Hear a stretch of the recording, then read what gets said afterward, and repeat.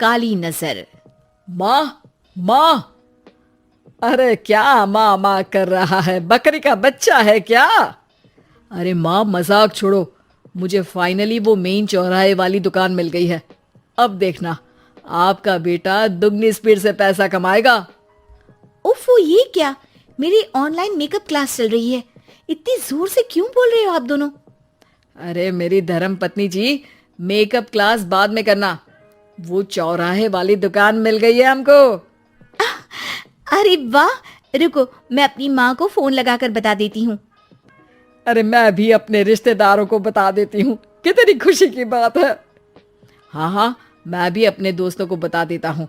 1 हफ्ते बाद रजिस्ट्री है। बस, घर में खुशी का मौका था। उन तीनों ने अपने अपने फोन उठाए और लोगों में बात फैलाना शुरू कर दिया। और रही सही कसर श्वेता बहू ने अपने पड़ोस में सबको बताकर कर दी। अरे वर्मा आंटी, अब हम भी जल्दी कार ले लेंगे। घर का रेनोवेशन होगा और ठाट से रहेंगे हम भी। अरे ऐसा क्या हुआ? लॉटरी बाटरी लग गई है क्या?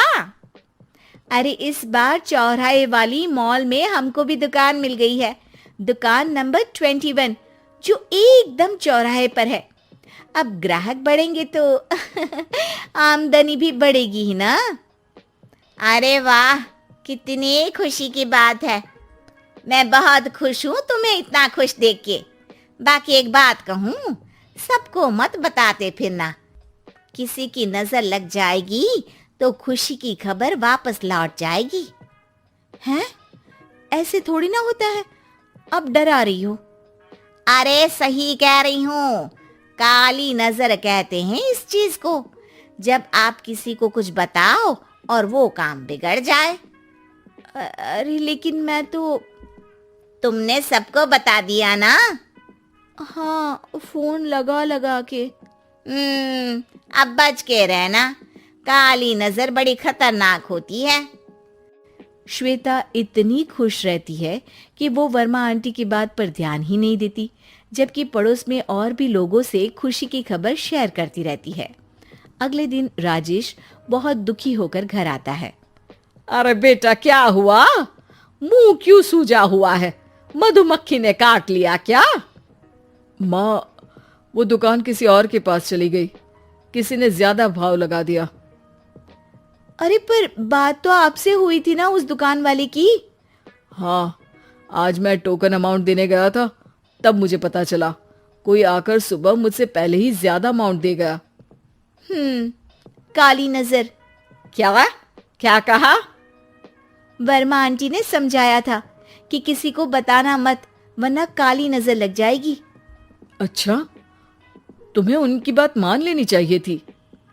उनकी बात मान लेती, लेकिन उसके पहले ही सबको बता चुके थे ना हम तीनों। अरे अगली बार से ध्यान रखेंगे। कोई भी नई चीज होगी तो किसी को नहीं बताएंगे।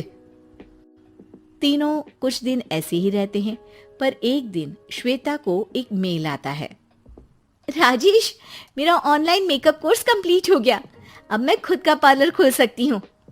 अरे वाह, अपने मोहल्ले में ही खोलते हैं। ये जो घर के सामने दुकान है ना, वहीं।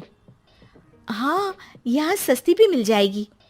अगले दिन श्वेता वर्मा आंटी के पास जाती है मिठाई का डब्बा लेकर। अरे आओ आओ, कैसे आना हुआ?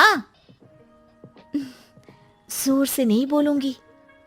वो सामने वाली दुकान है ना, वहां मैं अपनी पार्लर की दुकान खोलने वाली हूँ, उसकी मिठाई है। अरे वाह, बहुत बधाई हो तुमको। हाँ, मैं कमाने लगूंगी तो राजेश पर पूरे घर का बोझ नहीं रहेगा ना आंटी जी। ये तो है, पर ये बता कि तूने ये बात किसी और को तो नहीं बताई ना? अरे नहीं नहीं, पिछली बार गलती कर दी थी। काली नजर लगी किसी की और राजेश के हाथ से वो दुकान चली गई थी। सबको मत बताना। चलो मैं चलती हूँ, कल दुकान की बात करने भी तो जाना है। अगले दिन श्वेता दुकान के लिए मालिक से बात करने जाती है। अरे लेकिन दुकान तो हम कल रात को ही किसी को दे चुके हैं। कल ही? हाँ, कल ही। 2 दिन बाद कोई यहाँ पार्लर भी खोल लेगा। अब कहीं और दुकान देख लीजिए। अरे पर हमको भी तो पार्लर ही खोलना था। भाई एक ही दुकान है, आधी आधी तो नहीं दे सकता ना मैं। राजेश और श्वेता घर पर हताश होकर आ जाते हैं। इस बार तो किसी को बताया भी नहीं था, अब किसकी काली नजर लग सकती है। सुनो, तुमने माँ को बताया था क्या? अरे कैसी बात कर रही हो, माँ की नजर थोड़ी ना लगेगी। पक्का तुमने किसी को नहीं बताया था ना? सिर्फ वर्मा आंटी को बताया था, उन्होंने ही मुझे किसी को नहीं बताने को कहा। अरे यार तुम भी सही हो, मेरी माँ को नहीं बताने को कह रही हो, पर वर्मा आंटी को बताना तुम्हें जरूरी लगा। अरे वर्मा आंटी ने ही तो काली नजर के बारे में बताया था ना, वो हमेशा हमारा भला ही तो चाहती है। मेरी माँ भी हमारा भला ही चाहती है। अरे पर चिल्ला क्यों रहे हो, बात नहीं कर सकते क्या आराम से? नहीं आता वो आराम से बात करना, और करना भी नहीं चाहता हूं मैं। दुकान जाने का दुख गुस्से में बदल गया था और राजेश और श्वेता में बात बंद हो गई थी। 2 दिन बाद मोहल्ले में पार्लर का इनॉग्रेशन हुआ, जिसमें मोहल्ले के सभी लोगों को बुलाया गया, पर श्वेता, राजेश और माँ नहीं जाते। माँ अंदर आ जाओ, क्या देख रही हो? अरे नया पार्लर देख रही हूं अपने आंगन से। देखो, माँ को दूसरे का सुख देखने में कितना मजा आ रहा है, मेरा दुख नहीं दिख रहा इन्हें। यह मेरा पार्लर भी तो हो सकता था। अरे चुप रहो यार, हर बात में लड़ाई क्यों ढूंढ रही हो? राजेश और श्वेता फिर बहस करने लगते थे। तभी माँ ने दोनों को बाहर बुलाया।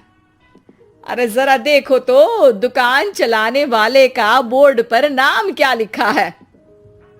श्रुति वर्मा। गाड़ी निकाल बेटा, हमें कहीं जाना है। काली नजर का इलाज कराने? राजेश अपनी बाइक निकालता है। तीनों ट्रिपलिंग कर रहे हैं। माँ राजेश को उस मॉल वाली दुकान पर लेकर जाती है जहां राजेश अपनी दुकान खोलने वाला था। यही दुकान लेना चाहता था ना तू? हाँ, पर इनको भी दुखी करने लेकर आई हो क्या यहाँ पर दुकान दिखाकर? वहाँ काफी नहीं था? अरे श्वेता थोड़ा सब्र रख, अभी पता चलेगा कि हम यहाँ क्यों आए हैं। बता, इस दुकान चलाने वाले का नाम क्या है? अनुपम वर्मा। कुछ समझ में आया? वो दुकान वाली श्रुति वर्मा, ये दुकान वाला अनुपम वर्मा, और हमारे पड़ोस में हमने उस दुकानों के बारे में बताया किसको था? अब वर्मा आंटी को। मतलब वर्मा आंटी ही हमारा काम बिगाड़ रही है? नहीं नहीं, ऐसा नहीं हो सकता, ये बस इत्तेफाक है। राजेश अपना फोन निकालता है और श्रुति वर्मा और अनुपम वर्मा के नाम फेसबुक पर सर्च करता है, जहां ये दोनों ही वर्मा आंटी के रिश्तेदार होते हैं। श्वेता को समझ में आ जाता है कि वर्मा आंटी की ही नजर काली नजर है। अब क्या करना है? कोई भी खुशी की खबर हो तो काली नजर से बचना है, यानी वर्मा आंटी से बचना है। अरे पर मुझे ये समझ में नहीं आया कि वो हमारे साथ ऐसा क्यों करेंगी। अरे बेटा, एक सीख है, दूर के आदमी को आपकी तरक्की से कम परेशानी होगी, पड़ोसी को ज्यादा। दोनों माँ की बात में हामी भरते हैं और अगला काम चुपचाप करने की कसम खाते हैं, ताकि आगे से वर्मा आंटी कोई काम ना बिगाड़ सके।